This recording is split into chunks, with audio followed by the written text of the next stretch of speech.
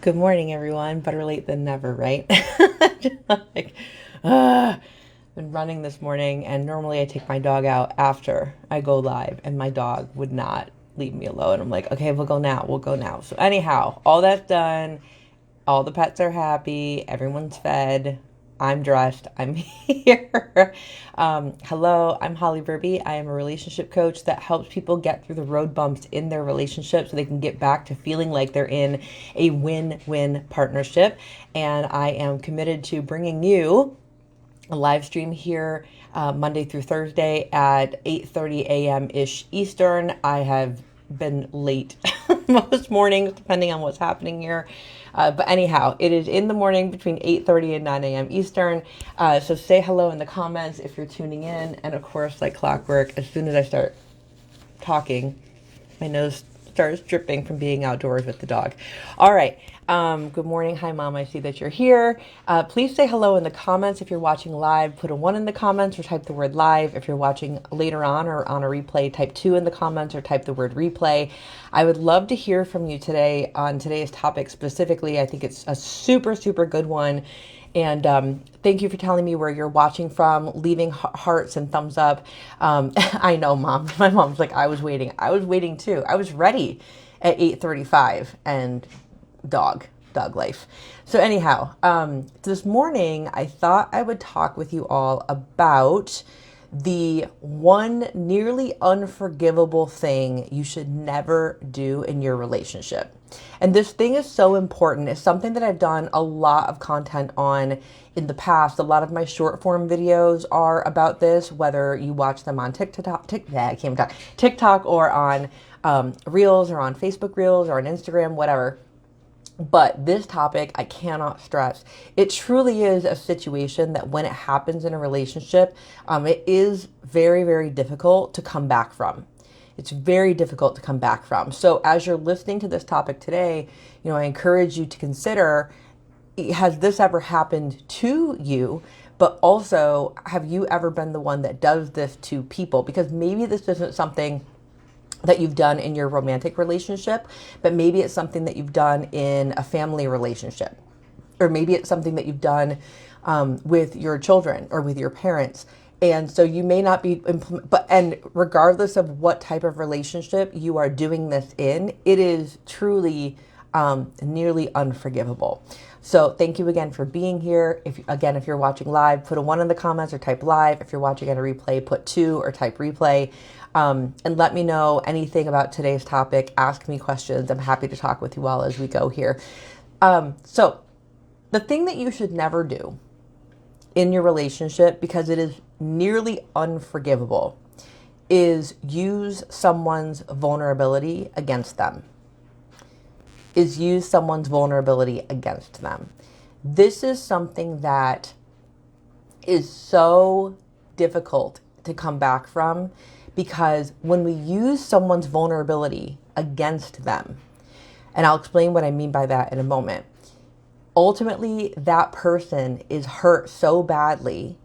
But beyond that, it means that in the past, they chose to open up to you about something, and you turned around and used it as a weapon back against them.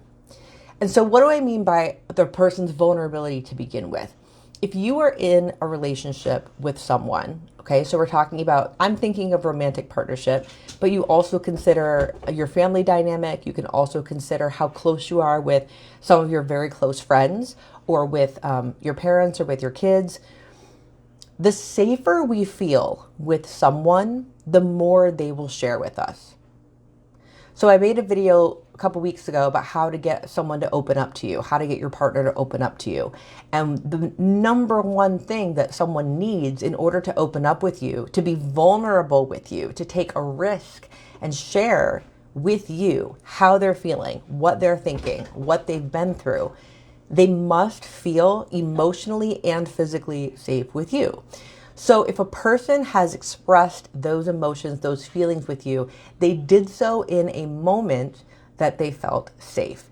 And for some people, so as an example, like I feel very, very safe with my partner. So I often will share what I'm feeling, what I'm thinking. It's my nature. I'm a relationship coach. This is what, so I am constantly sharing what I'm thinking, what I'm feeling, because I feel very safe with him. So there's a frequency to how often I'm doing this. Okay. However, there are people who are very selective. Even if they feel safe with me, they're going to be very selective with their frequency. So for example, I know that in my family, like with my mother, with my brother, with my romantic partner, like all three of them they're not like me in the sense of I just very openly share. I just always, my mom is watching, mom tell them. Like Holly is very open. I'm very open. I openly share my feelings. I openly share my thoughts. I have no problems with it. But the people closest to me, hey Mandy, good morning. The people closest to me are not that way. Okay. So when my mother shares something very close to her heart with me, I value it deeply. When my brother shares something that's on his heart or he's worried about, I value it deeply. When my partner shares what's on his heart, I protect those things so closely because I know for those particular people in my life, they are not like me. They do not share openly and vulnerably with the same frequency that I do. So that's something to consider before we run the risk of abusing that feeling of safety that a person has. So for example, just because I share, thanks mom, my mom says yes and I appreciate it. Just because I am so frequently sharing what I'm thinking, I could see someone in my life being like, well, Holly, I can't hurt Holly. I mean, like Holly's so open. If I took just one of those 20 vulnerable things she shared with me and named it or threw it back at her, Holly will be fine because she's always sharing that stuff. And that's not true. And it's a little less obvious. But like with my partner, with my brother, or with my mother, the people that I know that keep things very close to their heart, I know very obviously that took a lot for them to share what they're thinking, what they're feeling, what their emotions are. Those are sacred to them. So I would never turn it around and throw it right back at them as an insult, right?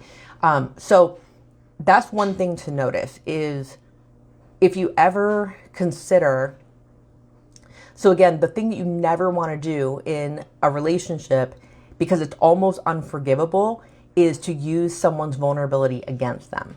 So I just explained the frequency that people are vulnerable at, and everyone is vulnerable at a different frequency. So like I said, I'm super open and it's a constant stream of sharing. But many people, the majority of people are not like that. Okay. They keep things very close to their heart. And so it's almost like if someone throws, so let's say I share something on a video, okay? Like I'm feeling insecure about something and I tell someone I'm feeling insecure about that. And then let's say we're in an argument, or let's say the person is just joking around with me and they're like, oh, well, if you would just fix that insecurity, you'd be so much happier. Wait, what? That would hurt my feelings deeply. Now to them, they might think, again, oh, but Holly opens up about stuff all the time. She's not going to mind if I throw this one thing back at her. And sometimes it's in a joking manner, but sometimes we use it in arguments, right? Like, well, if you would just, I don't know, what's a good example here? I guess the bottom line is if somebody shared openly and vulnerably with you about something that was very difficult for them to share, pointing it out to them or using it against them is nearly unforgivable and very difficult to come back with. Because for them to share it in the first place, they had to feel safe with you. So when you throw it back in their face, you're showing them you're no longer safe with me. I will use your emotions as a weapon against you. For them to share it with you in the first place, they had to trust you and trust that you would keep it close to your heart, that you would keep it between the two of you, not joke about it in front of your friends, not joke about it just with you, not talk about it in front of the kids. They trusted you. So when you say it back to them, either jokingly or in an argument, or you weaponize it in some way, now you're showing them, see, you showed me that, you could trust me, but you really can't, because here I am using it back against you. And trust is one of those things that is earned in drops, drop by drop by drop over time, but it's lost in buckets. And when you throw someone's vulnerability or something they're insecure about or something they're worried about or something they're grieving or something they're sad about, something they have from the depth of their emotions and their heart have shared with you, when you say that back to them, you have just emptied the bucket of trust. And now to earn that trust back is going to take a long time. And what that means is while you are earning their trust back, you can very much expect in that time that they're not going to open up and share with you as much as they used to, if at all. Because now you have put yourself on their radar of someone that cannot be trusted. You put yourself on the map with them of someone who does not respect their feelings, does not understand or respect the gravity of their emotions and their thoughts. You put yourself on the map of someone that thinks their dreams are silly, whatever it is you threw back at them. So that's what today's video is ultimately about. And good morning, Stephanie. I saw you a bit ago. Hi, Aunt Ann. I see you too. So I want you all to know that it is nearly unforgivable if someone opens up to you about something and you use it against them or you joke about it with them, because ultimately your action is showing them that, man, I really trusted in this person and he or she put it right back in my face. Or, man, I really opened up to them and I was terrified to open up to them and tell them what was on my heart. And now they're joking about it in front of my friends. It's devastating. Whether they tell you or not, it's devastating. And if they don't tell you that you deeply hurt them, one of the greatest signs that you did hurt them is you'll start to notice in time, man, they don't really share anything with me anymore. They used to share with me. Why don't they share with me anymore? Or their answers have gotten a lot shorter and they used to talk a lot about whatever they were going through or feeling or etc. So that's one of the telltale signs, is when people start to share with you less things that are close to their heart. It could be because they no longer feel safe with you. It could be because you breached their trust. It could be because you weaponized their emotions or their feelings and threw it back in their face. And their vulnerability is now being used against them. And that is nearly impossible to come back from. It is possible to heal it and come back from it, but only if that event is put out of darkness and into light so that the two of you can talk about it, work through it, sincerely apologize for it, create new agreements to protect those moments that we share so vulnerably. But if no one ever says, hey, you really hurt me, or I feel like you used that against me, if they never say that and they just shut down, then you can't fix what you don't know about. You cannot course correct an event if you're completely unaware that it happened to begin with. So I hope this was beneficial today. Tell me in the comments, yes, this was beneficial, or tell me something in the comments of just like, wow, that was a takeaway that, really hit home for you. Again, if you watched live, thanks for putting a 1 in the comments or typing live. If you watched on the replay, type 2 in the comments or type replay. And I really appreciate you all giving hearts and thumbs up. I just, again, the messages that I'm intending to put out here are designed to support all of you in navigating the relationships in your life, getting through these road bumps. Robin, you're so welcome. Thank you for being here. I owe you a message. I need to message Robin. Message Robin. I have like 4 hours of coaching calls as soon as I stop this video. So, okay, I will get back. So anyway, these messages are so important because it's my commitment as a relationship coach to support people in healing families all over the world. And the healing of the family begins with healing of individuals, which means that all of us as individuals are self-aware, which means that we can honestly recognize the emotions that we're feeling, the thoughts that we're thinking, and communicate them in a way that other people understand what we're saying. And so last announcement, again, Monday, Tuesday, Wednesday, June 6th, 7th, and 8th at 7 p.m. Eastern, I'll be hosting a boot camp called The 3 Secrets to Better Communication. Those 3 secrets are the tools, are the needed things that are going to work in having you communicate effectively in your relationship so that you understand one another, so that the healing of the individuals can happen, so that the dynamic between you and the people you love and care about the most is crystal clear, easy to make agreements, so easy to maintain. And so if you're interested in that boot camp, it is only $37. It's online. It's all virtual. If you miss it, you can watch the recording, but type boot camp in the comments if you want the link to that when the link is ready for sign up. But that's June 6th, 7th, and 8th, 7 p.m. Eastern, 45 minutes each night. I will change your life. This information that I'm delivering to you, and I feel confident in that because it changed mine. It changed mine. It healed my family. It's given me the best relationships I've ever had in my life. So I'm super excited to deliver it to all of you. So great. Thanks, Kathy. I'm glad you're here. I'm glad you're interested. So if you're interested in that boot camp, type boot camp in the comments and I'll get you the link for that.